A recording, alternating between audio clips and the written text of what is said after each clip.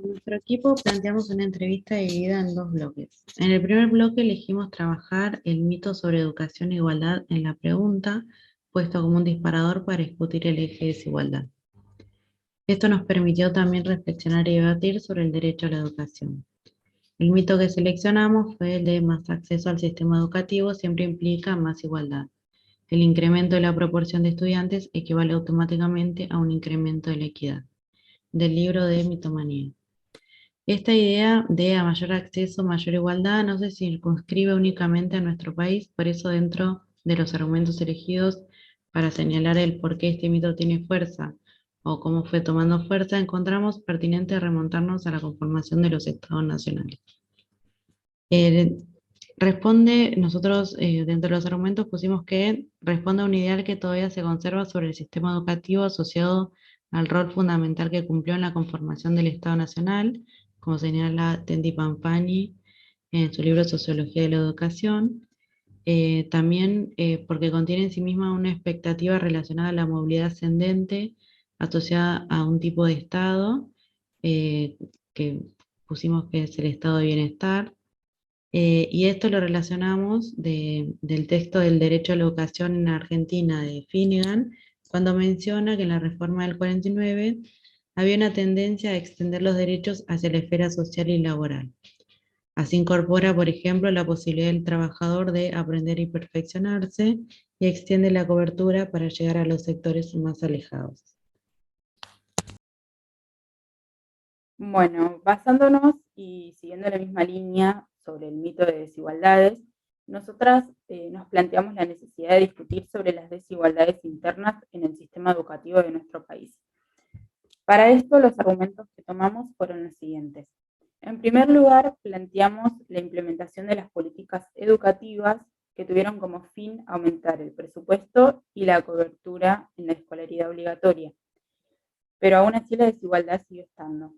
Más allá del impacto que tenga cada política educativa que se implemente, esta será diferente en cada provincia, ya que varía la población y la situación socioeconómica y contextual. Por otra parte, nos basamos en las reformas educativas que terminaron con la transferencia de gastos a los gobiernos provinciales, que fueron implementadas en la época neoliberal de nuestro país en los años 90 y en el consenso de Washington. Desde este punto nos pareció necesario plantear los aportes de Jaime Persik sobre el proceso de descentralización que culminó en la década de los 90 con la reforma educativa impulsada que tuvo como resultado el colapso del sistema educativo. Dicha reforma impulsó la necesidad de que las provincias debían hacerse cargo de una población creciente debido a la obligatoriedad en un contexto de desfinanciamiento, en el cual el Estado no podía intervenir en las políticas educativas, ya que no disponía de los fondos y herramientas necesarias. Y también nos planteamos y nos basamos en los aportes de Kessler cuando plantea que la desigualdad se da en todas las dimensiones de la vida escolar, por desempeño, por calidad educativa o por la falta de recursos. Con esto planteamos la situación difícil y compleja que comenzó a darse, ya que antes la exclusión de los sectores populares era más frecuente, pero internamente el sistema educativo era más homogéneo. Bueno, esta reflexión sobre la homogeneidad interna nos invitó a realizar otra pregunta, la cual fue: ¿qué es más igualitario? ¿Un sistema excluyente pero homogéneo internamente o uno incluyente pero desigual internamente? Bueno, continuando con el tema de la accesibilidad, pero esta vez relacionado con el aumento del acceso a la educación superior, debido al creciente número de universidades que se han creado. En el segundo bloque pensamos para estructurar la entrevista como disparador el comentario de la ex gobernadora María Eugenia Vidal, que se cuestionó si que para qué construir más universidades si los pobres no llegan a ellas. Bueno, esto lo relacionamos con una forma de gobernar o de administrar que sostiene que construir universidades es un gasto y no es una inversión, ¿sí? De ahí nosotros nos planteamos, ante estas diferencias, distintos tipos de enfoques, ¿qué relación hay con el derecho a la educación universitaria? ¿Sí?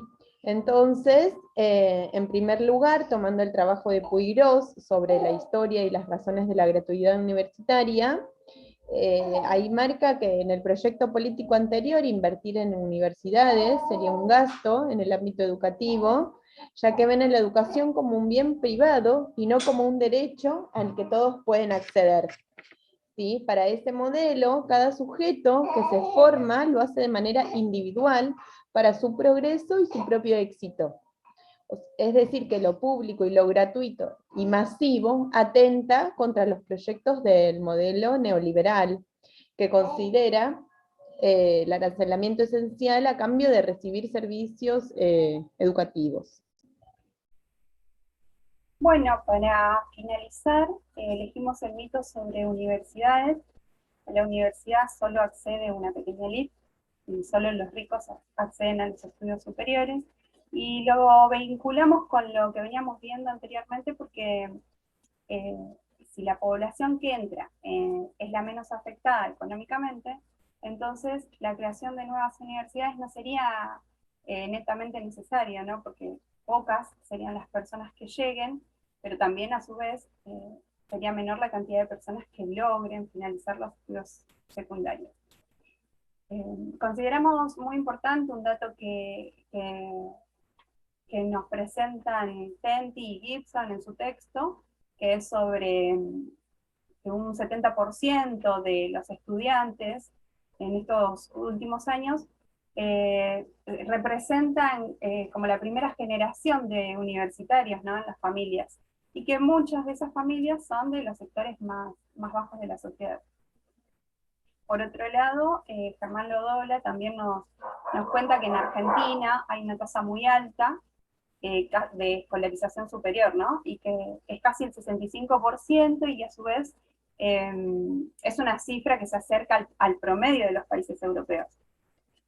Incluso es mayor que de las democracias más desarrolladas del mundo, como lo son Inglaterra, Australia y Estados Unidos.